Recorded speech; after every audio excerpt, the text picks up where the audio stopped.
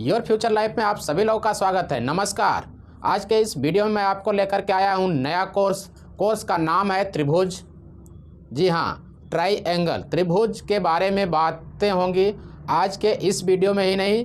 त्रिभुज के जितने भी प्रकार होते हैं, जितने उनके गुण होते हैं, सभी चीज़ों पे, सभी तथ्यों पे एक एक बारीक बातों पर चर्चाएं होंगी, चाहे वह एक या एक से अधिक वीडियो ही क्यों न हो। आपको लगातार जिस तरीके से कोण के बारे में जानकारी दी गई है, उसी प्रकार से आपको भी त्रिभुज के बारे में भी जानकारी दी गई है।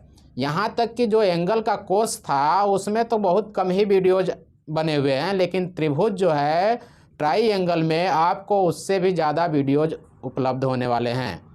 और इन वीडियोज को आप देखेंगे, समझेंगे, इनकी बारीकियों को जानेंगे ना, तो आपको त्रिभुज के किसी भी सवाल में, यानी त्रिभुज का कोई भी तथ्य ऐसा नहीं होगा, कोई भी जानकारी ऐसी नहीं होगी जो आपसे छूटेगी।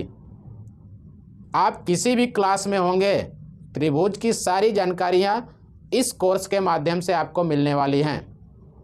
अर्थात आपको हमारे इस कोर्स में बने रहना होगा, इस वीडियो में नहीं, इस कोर्स में बने रहना होगा। यानी कि जब तक ट्राइएंगल के कोर्सेज चल रहे हैं तो इनकी सारी वीडियोज जो है आपको 1 बाय 1 देखना होगा। आप ध्यान दीजिएगा कि कभी भी ऐसा गलती मत करिएगा कि आप जो है कि पार्ट 5 यानी एपिसोड 5 देखें और आपको समझ में नहीं आया तो यार ये क्या है, समझ में नहीं आ रहा है। यदि आपको पार्ट 5 यानी एपिसोड 5 डायरेक्टली समझ में नहीं आ रहा है तो इसका मतलब उसके पीछे वाले पार्ट को आपने नहीं देखा, मिस किया है। यदि आपको वो समझ में आ रहा है, उसके पिछले वीडियोज़ को आपने देखा है या पहले से जानते हैं, तभी आपको समझ में आएगा। और नहीं जानते हैं तो आपको 1 से लेके शुरुआत स्टार्टअप वीडियोज, स्टार्टअप पार्ट से लेकर के A to Z आपको देखना पड़ेगा, तभी सारी जानकारियाँ आपको उपलब्ध होंगी।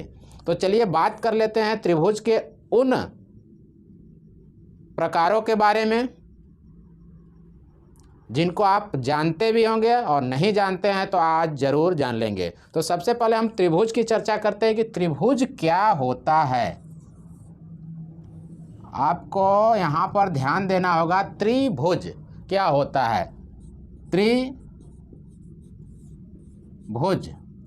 और इंग्लिश में ट्रिंगल या ट्राइएंगल इसको बहुत से लोग बोलते हैं, लेकिन इंग्लिश और हिंदी दोनों में ध्यान देंगे तो दोनों में अर्थ अलग अलग होता है। अर्थ इसलिए अलग है क्योंकि यहाँ यहाँ ट्राई का अर्थ त्रि तो हो गया, लेकिन यहाँ एंगल और यहाँ पे भुज है। तो अगर इस तरीके से आप देखेंगे तो इनके मीनिंग्स जो है आपको कुछ अलग नज़र आ रही है, लेकिन इसका यही अर्थ होता है। तो चलिए ये जो होता है वो छोड़िए, आगे बढ़िए। त्रिभुज को ट्राइएंगल कहते हैं और त्रिभुज का अर्थ है 3 भुजा, जबकि ट्राइएंगल का अर्थ है कि 3 एंगल यानी 3 कोण के बारे में बात की जा रही। तो यहाँ पर आपको दिखाई दे रहा है क्या कि हमारे पास यहाँ से चलकर एक भुजा ऐसे आई है, यहाँ से चलकर ऐसे आई है और एक भुजा ऐसे आई है। 3 भुजा है। हिंदी से 3 भुजा से बनी आकृति, 3 भुजा से बनी घिरी हुई आकृति को त्रिभुज कहते हैं। जब 3 भुजा से कोई आकृति घिरेगी तो कोण भी बनेगा और कोण भी 3 है, जो कि हम इंग्लिश वाले वर्ड से पकड़ सकते हैं कि ट्राइएंगल यानी 3 कोण भी होते हैं, यानी 3 भुजा और 3 कोण होते हैं। लेकिन 3 भुजा 3 कोण के साथ साथ त्रिभुज में क्या होता है, 3 शीर्ष भी होते हैं। इनका यदि नाम लिखा जाए, मान लीजिए यह ए हो गया इसका नाम, इसका बी और इसका सी हो गया, ठीक है। तो अब यहाँ पर आपको 3 तथ्य मिले, प्रथम, द्वितीय और तृतीय। अब तृतीय 3 तथ्यों में क्या क्या मिले, सब 3 मिले। आप समझ में आ रही है आपको बात ना, कि यानी त्रिभुज है, त्रिभुज में यानी 3 की बातें हो रही है और सब 3 ही हो रहे हैं। 3 क्या है, पहला की भुजा, दूसरा 3 क्या है, एंगल कोण, साइड हो गया, एंगल हो गया, जबकि तीसरा क्या है, शीर्ष वर्टेक्स। आपको साइड, एंगल एंड वर्टेक्स यहाँ पे दिखाई दे रहे हैं। 3 चीज़ है, वह क्या है, त्रिभुज में है सब 3 है। त्रिभुज, तीन, सब तीन तीन का यहाँ काम है। ठीक है, आपको समझ में आ गया होगा। साइड कौन सी इसमें तीन है। भुजा के बारे में बात करेंगे तो ए बी, बी सी और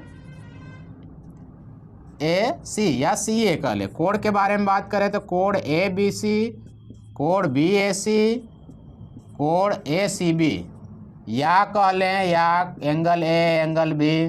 पहले हमने बी लिया, बी है, ए है, एंगल सी है, एंगल सी। ठीक है, इन्हीं का नाम है। देख रहे हैं बीच में बी है तो बी हो गया, ए है तो ए है, और सी है तो यहाँ पे सी हो गया। ठीक, अब इस शीर्ष की बात कर लें तो शीर्ष क्या है, ए है, बी है और सी है। क्या है, ए बी और सी। तो ये त्रिभुज हुआ। अब इसमें त्रिभुज तो हुआ, लेकिन एक और फैक्ट है कि त्रिभुज का चित्र हमें समझ में आ गया कि तीन भुजा से घिरी बनी हुई आकृति को त्रिभुज कहते हैं। इसका डिफिनेशन समझ में आ गया।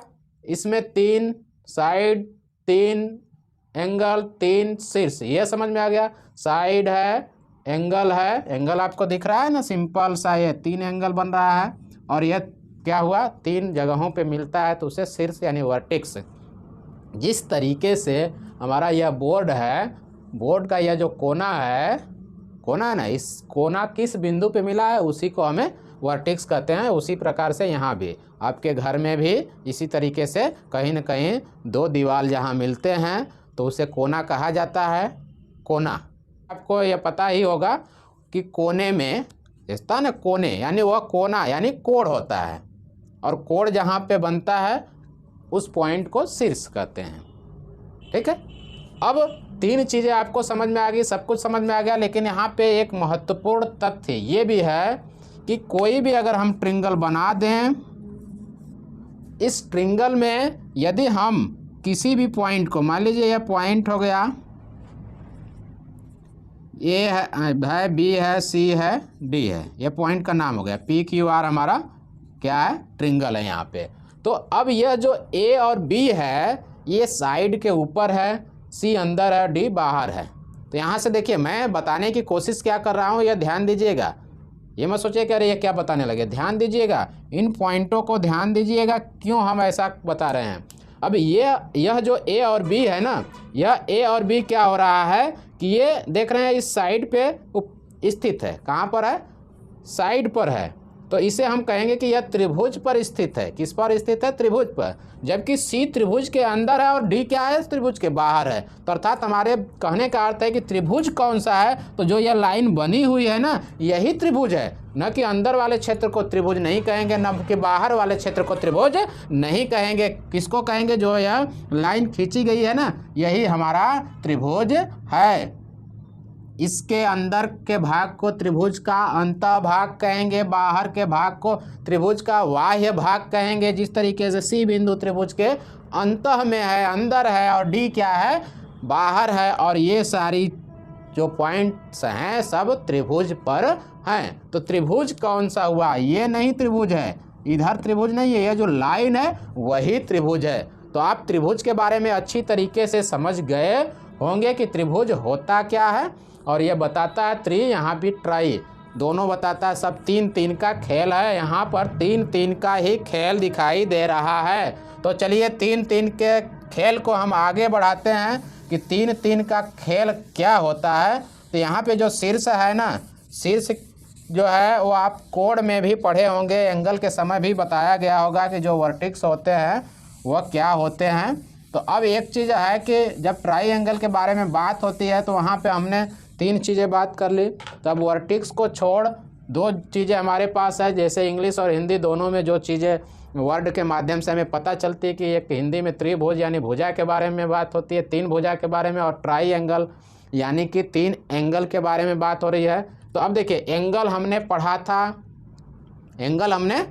था, जो लोग नहीं पढ़े हैं एंगल कितने प्रकार के होते हैं, उनके क्या क्या नाम है, पहले दूसरे तीसरे वीडियोज को जा कर के देखें अच्छी तरीके से। एंगल को समझने के बाद ही ट्रायंगल समझ में आएगा, क्योंकि ट्राई एंगल में आप देख ही रहे हैं एंगल आ रहा है, तो पहले हमें एंगल समझना पड़ेगा। जो लोग नहीं पढ़े हैं तो मैं उनसे रिक्वेस्ट करूंगा कि आप जाके एंगल वाले वीडियोज को पहले देखें, तभी इस वीडियोज को आप आकर के देखें। तो जब एंगल के बारे में बात होगी तो एंगल में समकोण भी आएगा, न्यून कोण भी आएगा, अधिक कोण भी आएगा। तो अब जब समकोण, न्यून कोण, अधिक कोण, कोई भी कोण हो सकता है, तो 3 प्रकार की चीज़ें हो गई, समकोणिक, न्यून कोणिक और अधिक कोणिक। 3 प्रकार के त्रिभुज हो गए कि नहीं हो गए। अगर जिसमें समकोण रहेगा उसे हम क्या कहेंगे, समकोणिक त्रिभुज, जिसे कहा क्या जाता है समकोण त्रिभुज, पहला हो गया। दूसरा अधिक कोण त्रिभुज। अब तीसरा क्या हो जाएगा, तीसरा होता है न्यून कोण त्रिभुज, न्यून कोण त्रिभुज। इंग्लिश में आप जानते ही हैं समकोण, अधिक कोण, न्यून कोण को क्या कहा जाता है, तो राइट एंगल ट्रिंगल हो जाएगा, अब ट्यूज एंगल ट्रिंगल हो जाएगा, वहीं पर एक्यूट एंगल ट्रिंगल हो जाएगा। अब इससे पहला, दूसरा, तीसरा आप किसी को भी बना सकते हैं, इसमें कोई ये बाध्यता नहीं है कि हम इसी को पहला कहेंगे, इसको भी कहेंगे, किसी को भी कह सकते हैं। तो यहाँ पे कोण के आधार पे हमने बांट दिया। अब इसको क्या कर दिया, इस वाले को हटा देते हैं, एक ही नाम रखते हैं। हमने क्या किया, कोण के आधार पे बांट दिया गया।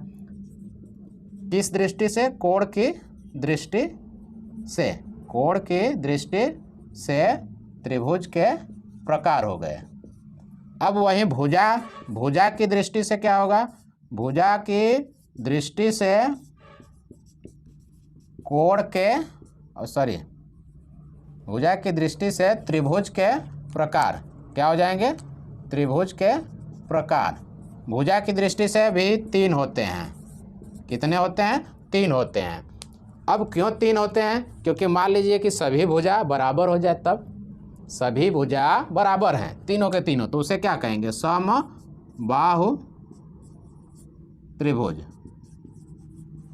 अगर वहीं 3 में से 2 भुजा बराबर, एक ठो नहीं हो, तो क्या कहेंगे, समबाहु के जगह सम द्विबाहु, द्वि ये द है, द्विबाहु त्रिभुज हो गया। अब चलिए, तीनों बराबर हो गए, दोनों बराबर हो गए। अब तीनों बराबर ही ना हो तो यानी तीनों नहीं हो गया, यानी आपस में कोई नहीं मिल रहा, तो इसलिए विषम बाहु हो जाएगा, विषम बाहु त्रिभुज हो जाएगा। ठीक है, तो यहाँ पे समबाहु त्रिभुज, समद्विबाहु त्रिभुज और विषम बाहु त्रिभुज हो गया।